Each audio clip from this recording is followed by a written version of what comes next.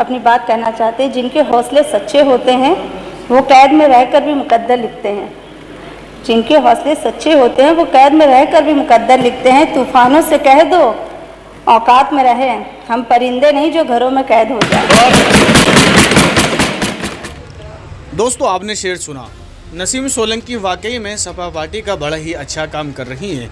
क्या मैं आपको ये वीडियो इसी माध्यम से बनाने की कोशिश की है कि वाकई नसीम सोलंकी और इकरा हसन के दरमियान में क्या इत्तेफाक है, आखिरकार इन दोनों में क्या बदलाव है, नसीम सोलंकी किस तरह से अपना काम करती है, क्या इकरा हसन कराना से आने वाली वो यंग लड़की आखिरकार क्यों लोगों के दिलों पर राज कर रही है, इसके बारे में भी मैं आपको बताने की कोशिश करूँगा। लेकिन दोस्तों, आप सुने, ज़्यादातर देखा जा रहा है कि इकरा हसन भरी पार्लियामेंट में अपने इंग्लिश स्पीच से ज़्यादा मशहूर हैं, लेकिन क्या नसीम सोलंकी भी किसी से कम नहीं है।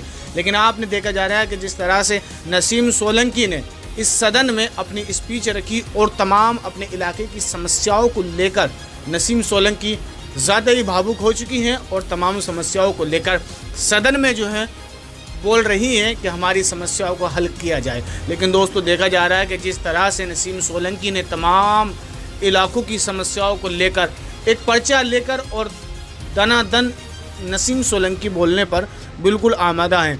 क्या दोस्तों, आप जानते हैं कि जिस तरह से इकरा हसन खूबसूरत है तो नज़र आ रहा है कि उसी तरह से नसीम सोलंकी भी खूबसूरत नज़र आ रही हैं।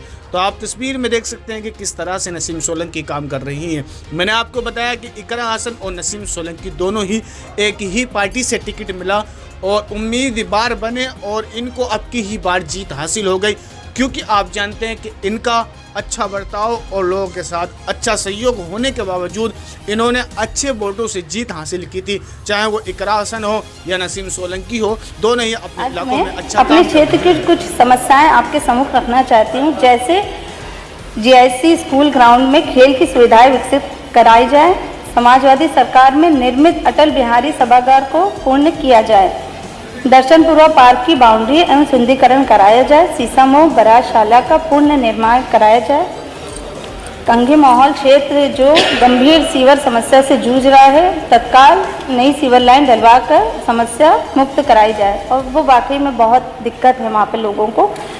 और JNNURM की अधूरी पेयजल परियोजनाओं को दलित अल्पसंख्यक समुदाय को किस तरह अपने संवैधानिक अधिकारों और आज़ादियों की हिफाजत के लिए हर रोज़ मुश्किलों का सामना करना पड़ रहा है। डॉक्टर BR अम्बेडकर के कथन से अपनी बात रखना चाहती हूँ। उन्होंने कहा था, मुझे अपने भारतवर्ष पर फक्र है कि जिसके पास ऐसा संविधान है जो लोकतंत्र, समाजवाद और सेक्युलरिज्म को संजोता है। लेकिन आज ऐसा लगता है जैसे संविधान की किताब तो है पर इसे चलाने वालों का ईमान गुम हो गया है।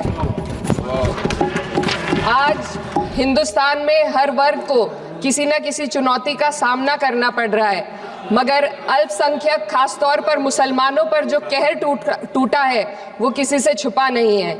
ये लोग सिर्फ अपने मजहबी पहचान की वजह से निशाने पर हैं।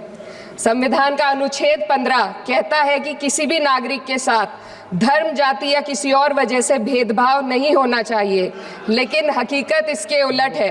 हालात इस कदर बिगड़ चुके हैं कि hate speech, mob lynching, bulldozer द्वारा घरों को गिराने की घटनाएं आम हो गई हैं, खास तौर पर उत्तर प्रदेश में, जहां ऐसा लगता है जैसे कानून के नाम पर जंगल राज चल रहा हो। संभल में जो हुआ वो सबके सामने है।